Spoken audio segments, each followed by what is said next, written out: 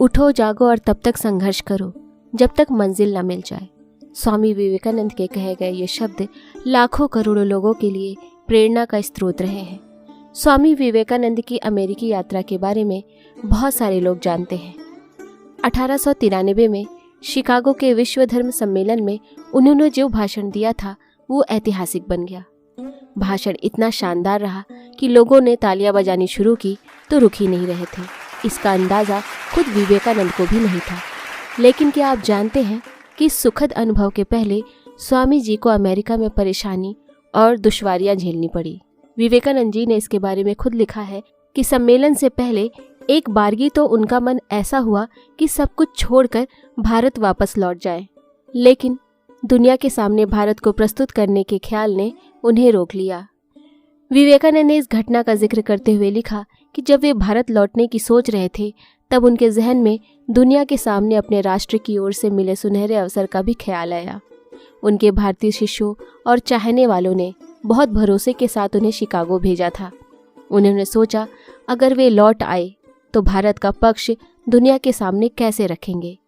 आखिरकार उन्होंने तय किया कि भले ही कितनी भी परेशानियां आ जाए, वे बिना अपनी बात रखे देश नहीं लौटेंगे। स्वामी जी अमेरिका में पूरी तैयारी के साथ जाना चाहते थे। एक अपरिचित देश में किसी परिचित के होने से वहाँ अधिक आसानी होती है। स्वामी जी भी चाहते थे कि वे किसी ऐसे व्यक्ति से कुछ अनुशंसा पत्र लेकर जाएं जिससे उन्हें वहाँ परेशानी न उठानी पड़े। इसके लिए उन्हें थियोसॉफिकल सोसाइटी के अध्यक्ष कर्नल ऑलकोट का नाम ध्यान आया, जो अमेरिका में विख्यात थे और वहाँ की सरकारी मिशनरी में उनके कई मित्र भी थे। सहृदय विद्वान और दयालु ऑलकोट से स्वामी जी को बड़ी आशा थी, पर जब वे उनसे मिलने पहुंचे और अपना मतलब बताया तो उन्होंने कैसी भी सहायता करने से मना कर दिया। स्वामी जी स्तब्ध रह गए। कर्नल ने शर्त रखी कि स्वामी जी थियोसॉफिकल सोसाइटी की सदस्यता ग्रहण कर ले, तभी कोई मदद की जाएगी।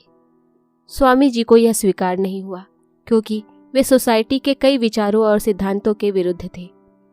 पहले ही कदम पर झटका लगा था, पर स्वामी जी का मनोबल और भी बढ़ गया था।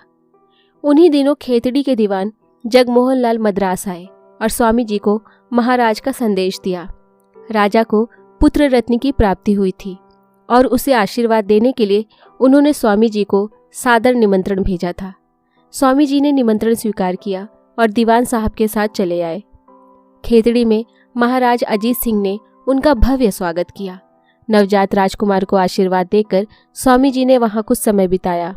यहीं पर राजा अजीत सिंह ने उन्हें एक नया नाम दिया, स्वामी विवेकानंद। खेतड़ी के महाराज ने अपने दीवान जगमोहन लाल को ढेर सारा धन देकर स्वामी जी के साथ मुंबई भेज दिया। स्वयं महाराज उनके साथ जयपुर तक आए थे। दीवान साहब ने सविनय प्रार्थना करके स्वामी जी को रेशमी वस्त्र दिए। जहाज का टिकट भी खरीद कर दिया। यह जहाज जापान जाने वाला था और वहां से अमेरिका के लिए दूसरा जहाज लेना था। उसके भी टिकट की व्यवस्था दीवान जी ने एक ट्रेवल कंपनी के माध्यम से कर दी थी। शिकागो विश्व धर्म सम्मेलन में सम्मिलित होने के लिए प्रस्थान करते समय स्वामी जी का व्यक्तित्व बड़ा ही आकर्षक दिख रहा था। रेशमी वस्त्रों और साफे से वे किसी रियासत के राजकुमार लग रहे थे। समुद्र तट पर अनेक लोग इस भव्य सन्यासी को एकटक देखे जा रहे थे। दिव्य तेज और आभा से युक्त मुखमंडल को देखकर जहाज के यात्री भी स्वयं को धन्य मान रहे थे कि वह तेजस्वी सन्यासी उनका सहयात्री होगा। 31 मई 1899 को बंबई बंदरगाह से भारतीय वेदांत की ध्वजा लेकर स्वामी विवेकानंद करोड़ों भारतीयों की आशाओं के साथ पेनिनसुलर स्टीमर में चढ़े तो उनके शुभचिंतकों और शिष्यों ने हर्ष ध्वनि के साथ उन्हें विदाई दी। ठीक समय पर जहाज ने बंदरगाह छोड़ दिया और तट से दूर होता गया। स्वामी जी तट की ओर हाथ हिलाते रहे जब तक कि सब कुछ उनकी आंखों से ओझलना हो गया। धर्म यात्रा का आरंभ हो गया था और योद्धा अपने ज्ञानास्त्रों से भरे तुणीर को लेकर एक ऐसे युद्ध क्षेत्र में उतर रहा था जहां उसके कितने विरोधी होंगे यह भी नहीं पता था। क्या नहीं था उनके मस्तिष्क रूपी तुणीर में? वेद, उपनिषद, विभिन्न शास्त्र, संहिताएं, हिंदू, मुस्लिम, जैन, सिख, पारसी, ईसाई, शैव, वैष्णव, शाक्त आदि सभी संप्रदायों धर्मों की जानकारी, मनुष्य शत्रुपा से लेकर बुद्ध तक के महान चरित्रों का ज्ञान, पश्चिमी, यूरोपियन, मिस्र, अरबी सभ्यताओं की जानकारी, यह सब पर्याप्त था विश्व विजय के लिए। स्वामी जी को कुछ दिन तो जहाज पर बंदी होने जैसा आभास हुआ। चारों ओर अंतिम दृश्य बिंदु तक केवल नीला जल विस्तार था, कहीं शांत तो कहीं लहरों की अटखेलियां, ऊपर से सामान की रखवाली का झंझट। उन्होंने अब तक ऐसा कभी झंझट नहीं पाला था। सामान जैसी वस्तु की चिंता तो उन्हें कभी नहीं रही, पर जानते थे कि अब यह सब भी सीखना होगा। धीरे धीरे उन्होंने स्वयं को इस वातावरण के अनुकूल कर लिया। जहाज का पहला पड़ाव कोलंबो में हुआ।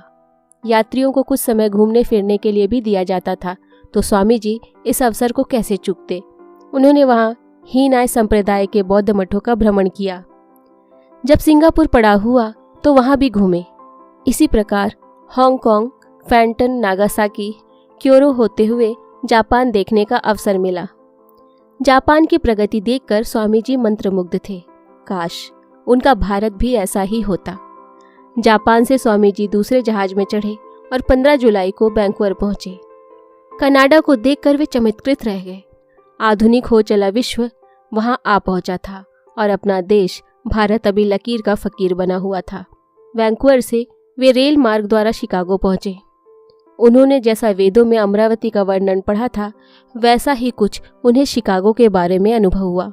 हरियाली के बीच चमचमाती सड़कें, क्रमबद्ध अट्टालिकाएं, अस्वच्छता का कहीं कोई नामो निशान नहीं। संपन्नता और वैभव के बारे में किसी से पूछने की ही आवश्यकता नहीं हुई।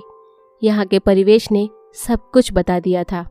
स्वामी जी वास्तुकला और सुंदरता के कद्रदान थे, तो यह सब देखकर उन्हें बड़ी प्रसन्नता हुई। ऐसा ही अपना भारत भी होगा, उनकी यह आशा दृढ़ हो गई। स्वामी जी ने सबसे पहले विश्व धर्म सम्मेलन के विषय में जानकारी ली, तो उन्हें पता चला कि वह 11 सितंबर को होने वाला था। उसमें अभी लगभग 2 माह का समय था। अब आ ही गए थे तो 2 माह घूम फिर कर अमेरिका और अमेरिकन लोगों के बारे में जानकारी प्राप्त करने का यह सुनहरा अवसर था। पर स्वामी जी बाजारी विषय में निपुण नहीं थे। शीघ्र ही उन्हें पता चल गया कि उनके पास जो पैसा है वह बड़ी तेजी से खर्च होता जा रहा है। मितव्ययी तो थे, पर उन लोगों का क्या करते जो एक सन्यासी को भी ठगने से बाजने आते थे। वहाँ किसी ने उन्हें बताया नहीं कि शिकागो महंगा शहर है, जबकि बॉस्टन में रहना सस्ता और सरल है। अतः भली भांति सोच विचार कर वे वहाँ से 15 अगस्त को बॉस्टन जाने वाली गाड़ी में सवार हो गए। इसी गाड़ी में उनका परिचय मिस कैथरीन सेनबॉर्न से हुआ, जो एक वृद्ध महिला थी। स्वामी जी से बात करके वे बहुत प्रभावित हुई और उन्हें अनुरोध कर अपने घर ले गई। स्वामी जी के सामने एक और समस्या खड़ी हो गई थी, जिसने उन्हें बेहद चिंतित कर दिया था।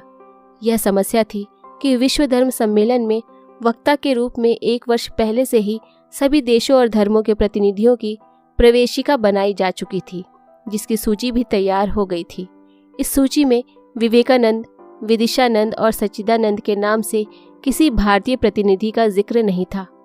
ऐसा होता भी कहाँ से? स्वामी जी स्वयं जानते थे कि उन्हें या उनके परिचितों में से किसी को इस नियम की जानकारी नहीं थी और उनके नाम का कोई भी आवेदन विश्व धर्म सम्मेलन के संयोजक समिति को नहीं भेजा गया था। स्वामी जी विचार मग्न थे। तभी उन्हें सूझा कि अमेरिका में ब्रह्म समाज का भी कार्यालय है। उन्होंने अमेरिकी ब्रह्म समाज के कार्यालय को पत्र लिख दिया। मैं किसी संस्था या संप्रदाय का अधिकृत प्रतिनिधि न होने के कारण महासम्मेलन में वक्ता हेतु पात्रता नहीं रखता। यदि ब्रह्म समाज मुझे अपना 1 दिन का प्रतिनिधि बनाकर सम्मेलन में भेजने की व्यवस्था कर सके तो बड़ी कृपा होगी। यह कैसी विडंबना थी, विवेकानंद की भी और भारतवर्ष की भी। ब्रह्म समाज की अमेरिकी शाखा ने अपने हिंदू सन्यासी को कैसी भी सहायता उपलब्ध कराने से साफ इनकार कर दिया। श्रीमती सेनबॉर्न स्वामी जी की प्रथम अमेरिकी मेजबान शिक्षित लेखिका थी। वे स्वामी जी की विद्वता की कायल हो गई थी और अपने मित्रों परिचितों को अपने घर बुलाकर उनसे मिलवाती रहती थी। स्वामी जी इन सबसे उकता रहे थे। उन्हें लगा कि उन्हें अनायास ही नुमाइश की वस्तु बना दिया गया है। श्रीमती सेनबॉर्न भी शायद जल्दी ही ताड़ गई थी, अतः उन्होंने गंभीरता दिखाई और स्वामी जी को महिला कारागार दिखाकर लाई। स्वामी जी वह कारागार देखकर अचंभित रह गए। उसे कारागार कौन कह सकता था? यह तो सुधार गृह था। वह भी उच्च कोटि का। वहाँ महिला बंदियों को पुनः सामाजिक जीवन में भेजने का अनुपम कार्य किया जाता था। श्रीमती सेनबॉर्न के द्वारा ही उन्होंने बॉस्टन में एक प्रभावशाली भाषण दिया। स्वामी जी के सिर पर बहुत बड़ा काम था, परंतु मार्ग अवरुद्ध थे। उन्हें कोई रास्ता नहीं सूझ रहा था। धन और समय निरंतर कम होते जा रहे थे। उन्होंने श्रीमती सेनबॉर्न से अपनी व्यथा बताई तो उन्होंने मैसाचुसेट्स जाने की सलाह दी और अपने एक मित्र मिस्टर राइट के नाम पत्र लिख दिया। स्वामी जी श्रीमती सेनबॉर्न की सलाह मानकर मैसाचुसेट्स चले गए और वहां मिस्टर राइट से मिले। मिस्टर राइट हार्वर्ड के ग्रीक भाषा के विद्वान प्रवक्ता थे। स्वामी जी से मिलकर और उनके साथ वार्तालाप करके उन्हें बड़ी प्रसन्नता हुई। उन्होंने कहा कि ऐसे विद्वान सन्यासी की कोई भी सहायता करने में उन्हें खुशी का अनुभव होगा। उन्होंने स्वामी जी की समस्या सुनी। स्वामी जी, यह घोर अन्याय है, विद्वता का अपमान है। आप जैसे मनस्वी और विषय विशारद से योग्यता का प्रमाण पत्र मांगना मूर्खता के अतिरिक्त और क्या है। आप निश्चिंत रहें, आप सम्मेलन में अवश्य भाग लेंगे। स्वामी जी को प्रसन्नता की अनुभूति हुई। मिस्टर राइट ने उसी समय अपने एक मित्र मिस्टर बैरन, जो सम्मेलन के मुख्य स्तंभ थे, के नाम एक पत्र लिख दिया और अलग कागज पर उनका पता लिखकर स्वामी जी को दे दिया। अब स्वामी जी को सम्मेलन में भाग लेने की आशा प्रबल हो गई थी। मिस्टर राइट ने ही स्वामी जी को शिकागो तक का टिकट खरीद कर दिया था और साथ ही सविनय आग्रह करके कुछ पैसे भी दिए। मिस्टर बैरन को लिखे पत्र में उन्होंने स्वामी जी के विषय में जो लिखा वह अद्भुत था। इस विश्व धर्म महासम्मेलन में जितने भी देशों से विद्वान या वक्ता आए हैं, मेरा विश्वास है कि विवेकानंद उन सभी से श्रेष्ठ प्रकांड विद्वान हैं। स्वामी जी प्रसन्न हृदय मैसाचुसेट्स से चले और अन्य अमेरिकी नगरों का भ्रमण करते हुए 9 सितंबर 1893 को शिकागो पहुंच गए। सम्मेलन में अभी भी 2 दिन का समय शेष था। स्वामी जी शीघ्र ही मिस्टर बैरन से मिलकर सुनिश्चित कर लेना चाहते थे कि वे धर्म सम्मेलन में भाग ले रहे हैं। उन्हें एक व्यापारी अमेरिकन मिला जिसने उन्हें मिस्टर बैरन के घर पहुंचाने का आश्वासन दिया, पर दुर्भाग्य यह रहा कि वह रेलवे स्टेशन की भीड़ में कहीं गुम हो गया। स्वामी जी काफ़ी देर तक उसे खोजते रहे और हताश होकर स्टेशन से बाहर की ओर आए। यहाँ भी उनसे भूल हुई और वे मुख्य द्वार के स्थान पर उत्तर पूर्वी द्वार से बाहर निकले। बाहर जर्मन लोगों की बस्ती थी और स्वामी जी नहीं जानते थे कि वहाँ अंग्रेजी भाषा कोई नहीं जानता था। उन्होंने मिस्टर बैरन के पते वाला कागज निकालने के लिए जेब में हाथ डाला तो सन्न रह गए। कागज भी कहीं गुम हो गया था। दुर्भाग्य पीछा नहीं छोड़ रहा था, न कोई उनकी बात समझ रहा था। सबको जैसे जल्दी थी। जब अंधेरा होने लगा, हताश विवेकानंद वापस रेल यार्ड में आए। भटकना व्यर्थ था, अतः यही विश्राम करने का विचार करके लकड़ी की एक खाली पेटी में भूखे पेट ईश्वर का नाम लेकर सो गए। कौन जानता था कि उस लकड़ी की पेटी में ज्ञान के बारूद से सुलगता भारत का एक प्रकांड विद्वान 2 दिन बाद ही अमेरिका को अपने ओजस्वी ज्ञान गर्जन से दहला देने वाला था। सवेरा हुआ तो स्वामी जी उस पेटी से निकलकर स्टेशन के दूसरे द्वार के बाहर आए। बोर्ड पर लिखा था लंकाशायर स्ट्रीट। शानदार इमारतों की पॉश कॉलोनी। आने जाने वाले उस विचित्र वेशभूषा वाले तेजस्वी साधु को देखकर प्रभावित भी हो रहे थे और हंस भी रहे थे। स्वामी जी लोगों से मिलकर बैरन का पता पूछ रहे थे, पर कोई नहीं बता रहा था। बड़ी अजीब स्थिति थी। दोपहर होने को आई, पर स्वामी जी को मिस्टर बैरन का पता किसी ने नहीं बताया। हताश निराश स्वामी जी अपने दुर्भाग्य को कोसने लगे। अब तो भूख ने भी दस्तक दे दी थी। स्थिति असहनीय हुई तो कुपित होकर वही सड़क पर बैठ गए और गुरुदेव का स्मरण किया। क्यों भेजा मुझे यहाँ, जब ऐसा ही होना था? आप तो सब जानते थे ना। विवेकानंद जिस स्थिति में थे उसमें कोई भी व्यक्ति पूरी तरह निराश हो सकता था। विवेकानंद खुद कहते थे कि भूखे पेट को ज्ञान और धर्म की बातें नहीं सुहाती और ना सूझती हैं। एक सीमा तक ही व्यक्ति इन दैहिक आवश्यकताओं पर काबू पा सकता है। क्षुधा की प्रबलता जब अपने चरम पर होती है तो व्यक्ति अपने मानसिक संतुलन को भी नहीं संभाल पाता। यह तो विवेकानंद थे, साधना की भट्टी में तपे हुए। वे किसी प्रकार स्वयं को संभाले हुए थे। भूख से पीड़ित अवश्य थे, पर मस्तिष्क में उसका विचार तक न था। विचार तो केवल कल होने वाले सम्मेलन का था, जिसमें यदि भाग नहीं ले पाए तो जीवन का कोई अर्थ नहीं होगा। विरोधी उपहास करेंगे। नेत्र बंद करके वह प्रज्ञावान तपस्वी संभवतः सद्गुरु और जगत माता का स्मरण कर रहा था। डियरबॉर्न एवेन्यू के उस रास्ते पर आने जाने वाले लोगों के लिए वे कौतूहल और मनोरंजन का विषय बन गए थे। उसी रास्ते पर एक छोटा सा बंगला था, जिसके टेरेस पर खड़ी एक अमेरिकन महिला बहुत देर से स्वामी जी की गतिविधियों को देख रही थी। सुबह से दोपहर होने पर वे संभवतः थोड़ा बहुत समझ गई थी कि कोई मस्खरा या विक्षिप्त नहीं था। अतः वे अपने बंगले से बाहर आई और स्वामी जी के समीप आकर रुक गई। उस तेजस्वी मुखमंडल के सम्मोहन ने उन्हें प्रभावित किया और उन्होंने स्वामी जी से आदर सहित परिचय प्राप्त किया और उनकी समस्या जानी। तब जाकर स्वामी जी को पता चला कि उस इलाके में मिस्टर बैरन का नाम उन्होंने भी नहीं सुना था और अन्य कोई क्या बता पाता।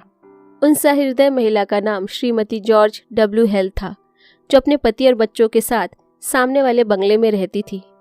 वे स्वामी जी को आदर सहित अपने घर ले आई। वहां उन्हें स्नान कराकर भोजन कराया। तब तक मिस्टर हेल भी आ गए थे। वे भी स्वामी जी से मिलकर बहुत प्रसन्न हुए। जब स्वामी जी ने अपनी आप बीती बताई तो मिस्टर हेल गंभीर हो गए। फिर वे मुस्कुराए। आप निश्चित ही कल धर्म सभा में बोलने वाले हैं, कृपया मेरे साथ आएं। हेल दंपत्ति उन्हें अपनी गाड़ी में लेकर चल पड़े। निराशा के बादलों के बीच आशा की एक किरण पुनः झलकी। विश्व धर्म सम्मेलन के अध्यक्ष डॉक्टर J.H. बैरन हेल दंपत्ति के परिचित और मित्र थे। जब वे मिस्टर बैरन से मिले और उनसे बातचीत की तो मिस्टर बैरन ने टेलीफोन पर मिस्टर राइट से बात की और संतुष्ट हो गए। उन्होंने विवेकानंद को भारत के हिंदू धर्म के प्रतिनिधि के रूप में स्वीकृति दे दी और साथ ही प्रतिनिधि निवास में पूर्वी धर्मगुरुओं के विभाग में उनके ठहरने की व्यवस्था भी कर दी। 11 सितंबर 1893 का दिन भारत के इतिहास की वह सुनहरी तारीख है जिसने अमेरिकी महाद्वीप में भारतीय गौरव को स्थापित किया। यह वर्ष इसलिए और भी महत्वपूर्ण हो जाता है क्योंकि इसमें 2 क्रांतिकारी घटनाक्रम एक साथ हुए। एक तो यह कि विवेकानंद वेदांत के अपार ज्ञान का शास्त्रागार लेकर भारतीय स्वीकृति को धर्म ध्वजा फहराने अमेरिका महाद्वीप में आए थे, और दूसरा यह भी कि अफ्रीका महाद्वीप से अहिंसा का अभ्यास्त्र लेकर बैरिस्टर मोहनदास करमचंद गांधी इसी वर्ष भारत की स्वतंत्रता की लड़ाई के अगुआ बनने भारत पहुंचे।